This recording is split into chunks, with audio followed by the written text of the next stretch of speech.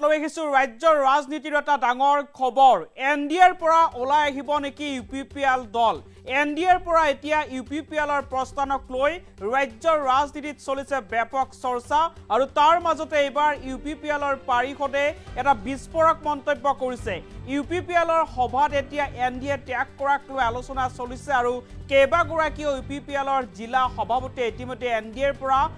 UPPL দল ওলাই অহাৰ প্ৰস্তাৱ আগবঢ়াইছে আৰু নৱেম্বৰত এতিয়া সিদ্ধান্ত চূড়ান্ত কৰা হ'ব যে ইউপিপিএল দল এনডিএ থাকিব নে এনডিএৰ পৰা ইউপিপিএল দল ওলাই আহিব জনাইছো এটা পলিটিকেল ব্ৰেকিং নিউজ এনডিএৰ পৰা ওলাই আহিব নেকি ইউপিপিএলৰ সভাত লোৱা হল নেকি এই সিদ্ধান্ত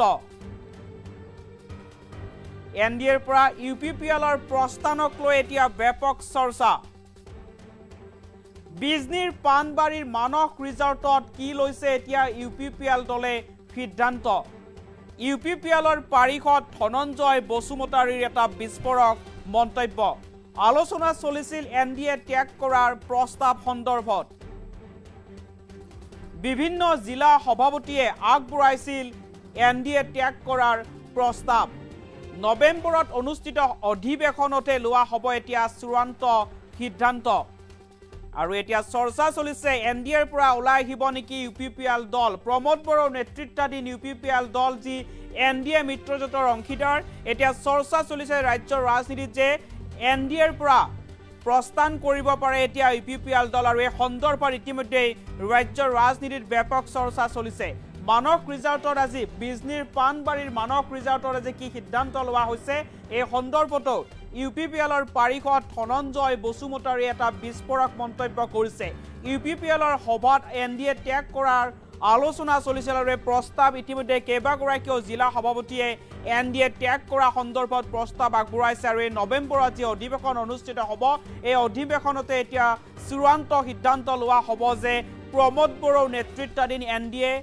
ইউপিপিএল দলে এনডিএ মিত্ৰজোঁটত থাকিব নে এনডিএ মিত্ৰজোঁটৰ পৰা ওলাই আহি অকলে নিৰ্বাচনত প্ৰতিদ্বন্দ্বিতা কৰিব এই সন্দৰ্ভত এতিয়া নৱেম্বৰত অনুষ্ঠিত হ'বলগীয়া অধিৱেশনত এই সন্দৰ্ভত সিদ্ধান্ত গ্ৰহণ কৰা হ'ব এই সন্দৰ্ভত মন্তব্য আছে মন্তব্য আগবঢ়াইছো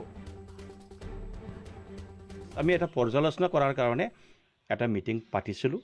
এই মিটিঙতেই আমাৰ ডিষ্ট্ৰিক্টৰ বিষয়ববীয়াসকলে কিছুমানে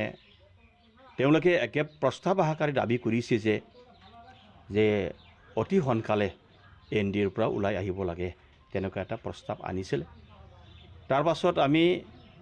আমাৰ দলে সিদ্ধান্ত লৈছে কি এইবেলি আমি এইখন মিটিঙত এনডিএৰ পৰা ওলাব লাগে ওলাব নালাগে সেইটোৰ বিষয়ে আলোচনা নকৰোঁ আমাৰ যিহেতু আমি অহা নৱেম্বৰত আমাৰ যিহেতু কনফাৰেন্স আছে এই কনফাৰেন্সত আমি ওলাব লাগে না থাকিব লাগে ওলালে ক'ত যাব ক'ত নাযাব গোটেই সিদ্ধান্তটো ঠিক কৰি লৈ পেলাইহে এইটো মানে নৱেম্বৰ মাহত কনফাৰেন্সত সিদ্ধান্ত লোৱা হ'ব কিন্তু এই মুহূৰ্তত কোনো সিদ্ধান্ত লোৱা হোৱা নাই যে এনডিএৰ পৰা ওলাম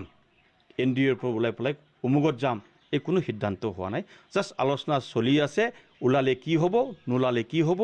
আমাৰ বৰ্তমান যিহেতু অসমত আমাৰ যিটো কেবিনেট মিনিষ্টাৰ আছে উৰ্খাওগুৰা ব্ৰহ্মই আজি চৰকাৰৰ লগত কি ৰেছপন্স পাইছে পোৱা নাই আৰু আমাৰ যিহেতু এনডিএৰ লগত এটা এমপি আছে ৰাজ্যসভাৰ সাংসদ আছে তেওঁলোকে এই চৰকাৰৰ লগত কি ৰকমেৰ ৰেছপন্স পাইছে পোৱা নাই এই গোটেই বস্তুবোৰ আমি চালি জাৰি কৰাৰ পাছতহে কি পাইছে কি নাপাইছে পাইছে না পোৱা নাই সেই কথাবোৰ আমি পাছৰ দিনত ভালকৈ আলোচনা কৰি পেলাই আমি সিদ্ধান্ত ল'ম জাষ্ট আমি এটা পৰ্যালোচনা কৰাৰ কাৰণে এটা মিটিং পাতিছিলোঁ এই মিটিঙতেই আমাৰ ডিষ্ট্ৰিক্টৰ বিষয়ববীয়াসকলে কিছুমানে তেওঁলোকে একে প্ৰস্তাৱ আহাকাৰী দাবী কৰিছে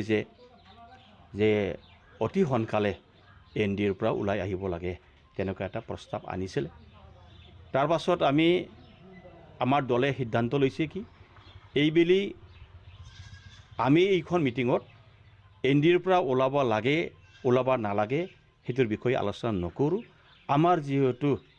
আমি অহা নৱেম্বৰত